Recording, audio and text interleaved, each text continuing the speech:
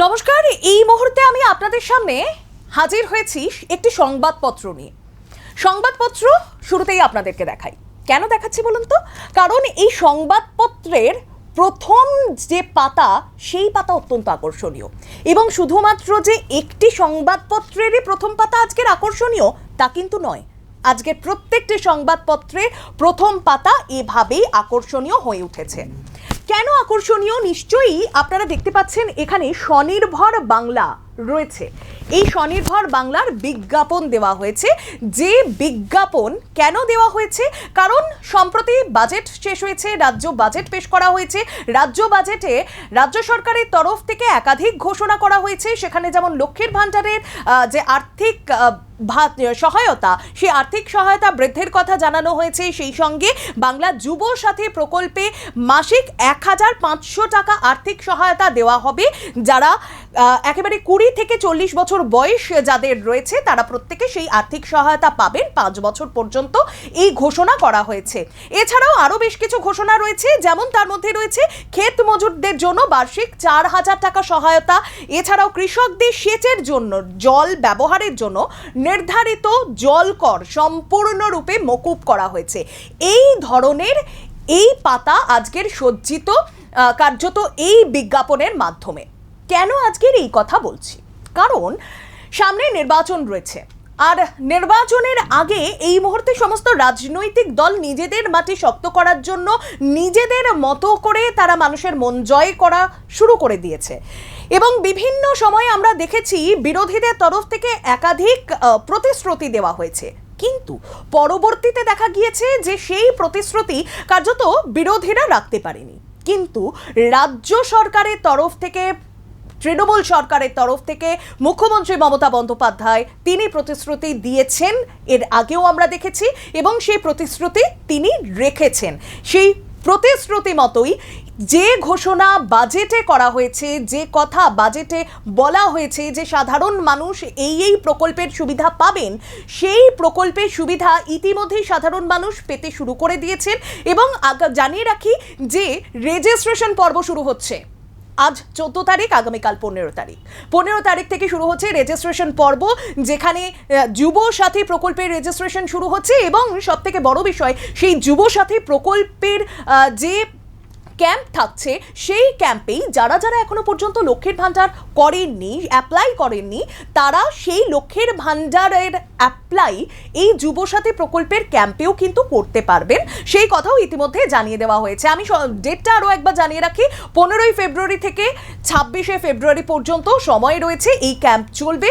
এবং সুতরাং সাধারণ মানুষের একটা সুবিধা তো থাকছে, এবং বিশ্বাসযোগ্যতা অত্যন্ত বড় বিষয়। যে কথা কিছুক্ষণ আগেই বলছিলাম যে বিরোধীদের তরফ থেকে নানান প্রতিশ্রুতি দেওয়া হয়ে থাকে বিভিন্ন সময়, কিন্তু সেই প্রতিশ্রুতি ভঙ্গ হয় না, ভঙ্গ হয়ে যায় বেশিরভাগ সময়। আর মুখ্যমন্ত্রী মমতা বন্দ্যোপাধ্যায় এখনো পর্যন্ত যা যা প্রতিশ্রুতি দিয়েছেন, অক্ষরে অক্ষরে সেই প্রতিশ্রুতি তিনি পালন করেছেন। সাধারণ মানুষ যথেষ্ট পরিমাণে খুশি।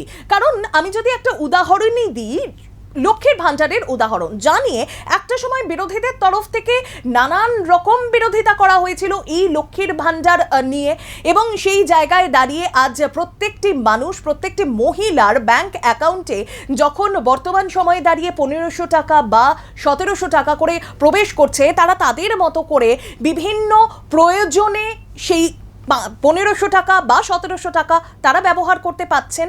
এটা স্বাভাবিকভাবে তাদের একটা সুবিধা।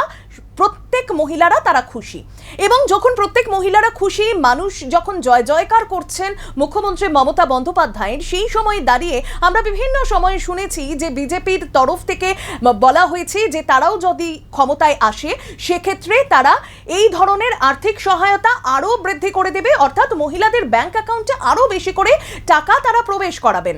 এমন ঘোষণা বিজেপির তরফ থেকে করা হয়েছে বহুবার। সম্প্রতি যদি বলতে হয়, শুভেন্দু অধিকারী তিনিই ঘোষণা করেছেন যে তারা বিজেপি ক্ষমতায় এলে 3000 টাকা করে প্রত্যেকটি মহিলার ব্যাংক অ্যাকাউন্টে ঢুকবে।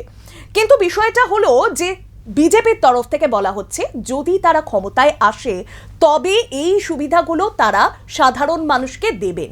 কিন্তু মুখ্যমন্ত্রী মমতা বন্দ্যোপাধ্যায় তিনি কোনো রকমভাবে এটা বলেননি যদি তার সরকার ক্ষমতায় আসে তবেই এই সুবিধাগুলো সাধারণ মানুষ পাবেন না। একেবারে জবে প্রতিশ্রুতি দেওয়া হয়েছে সেই প্রতিশ্রুতি তারপর থেকেই শুরু হয়ে গিয়েছে। চলতি মাস থেকেই কিন্তু প্রত্যেকটা মহিলার ব্যাংক অ্যাকাউন্টে লক্ষ্মীর ভান্ডার প্রবেশ করতে শুরু হয়ে গিয়েছে।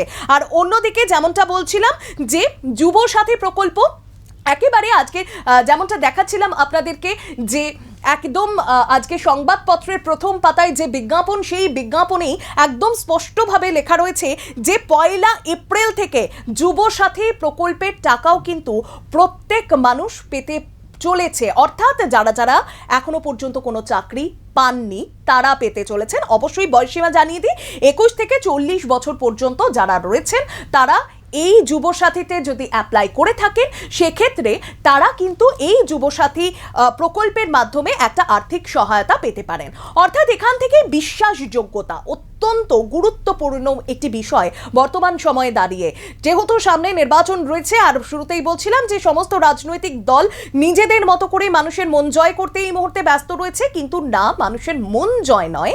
তৃণমূল কংগ্রেসের সরকার বা মুখ্যমন্ত্রী মমতা বন্দ্যোপাধ্যায় তিনি মন জয় না, মানুষের পাশে থাকতে চান এবং সেই কারণেই একাধিক প্রকল্পের ঘোষণা মানুষের সুবিধার্থে তিনি করেছেন।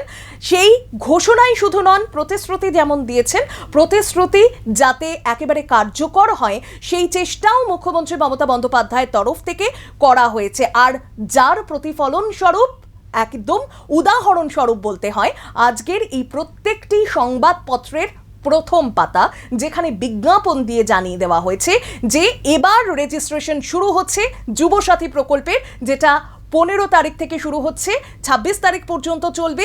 এবং সেই যুবসাথী প্রকল্পের ক্যাম্পেই লক্ষ্মীর ভান্ডার যারা যারা এখনো পর্যন্ত অ্যাপ্লাই করেননি তারাও সেখানে অ্যাপ্লাই করতে পারেন, তারাও সেখানে ফর্ম ফিল আপ করে জমা দিতে পারেন। সুতরাং প্রতিশ্রুতি দিলেই হলো না, প্রতিশ্রুতি রাখতে হয়। প্রতিশ্রুতি রাখলেই মানুষের ভরসা বাড়বে, বিশ্বাসযোগ্যতা বাড়বে।